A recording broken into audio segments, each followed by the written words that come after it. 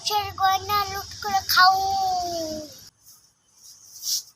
কি খালি মোবাইল টিপা টিপি, কাজ নাই কর্ম নাই, শান্তি আইছে আর ফুটা টুটা দেয় না। হ্যাঁ, তুমি কি পাগল? চোখে কম দেখো, চারটা চশমা পড়ছো তাও চোখে দেখো না? চোখ কি হয়েছে? তুলাতে হয়েছে নাকি চোখটা? দিছ দেখো গিয়া, দেখো দিচ্ছি কিনা দিচ্ছে দেখো তুমি। দেখছি তো নাই। কি বলে না বলে যা তা দেখে আসি। তারপর বুড়ির কথা। মা তো ঠিকই বললো, কিন্তু আমি তো সিঁদুর দিয়ে ঘুমাইছিলাম রাতের বেলা। কি যে হইলো, অল্প করে সিঁদুর লাগাই মানে নষ্ট হয়ে যায়, বেশি করে সিঁদুর লাগাই।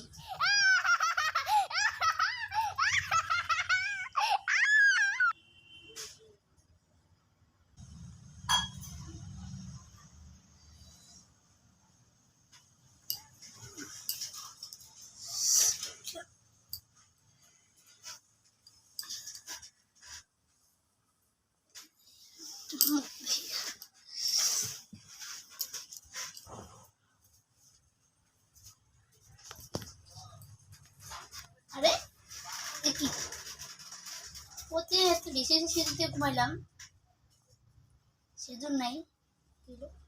আসো গদ্দিন আবার পরে বলবো। কি করো? এই তো শুয়ে আছি।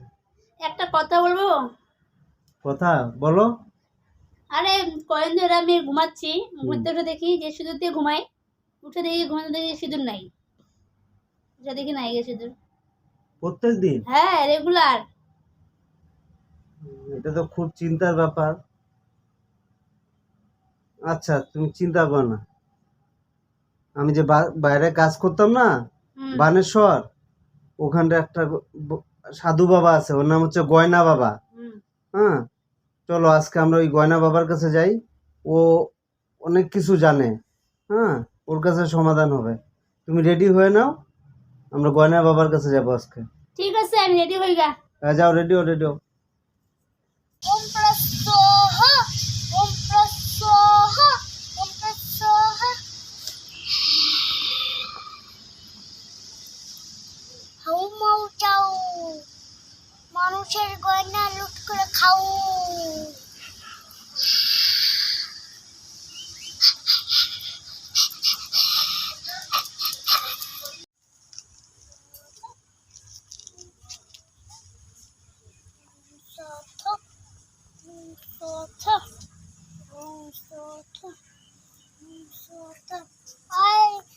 গোবিন্দ মামন, আমি জানতাম তুই আসবি। দেখছো, তোমাকে না বলছিলাম গয়না বাবা খুব জাগ্রত, প্রমাণ পাইছো? আমরা আসার সাথে সাথে আমাদেরকে না দেখে কি সুন্দর বলে দিল যে আয় মামুন, আয় গোবিন্দ। ঠিক বলছো, না জানে কে বলতে পারলো। আমার বুদ্ধি, তার মানে এইবার আমার সব সমস্যার সমাধান হবে। কি হচ্ছে বল? জানো বাবা, কয়েন ধরে আমি ঘুমাচ্ছি, ঘুমের মধ্যে আমি সিঁদুর দিয়ে ঘুমাচ্ছি, উঠে দেখি সিঁদুর নাই। এই সমস্যা আমার। চুপ করে বসো, আমাকে দেখতে দাও।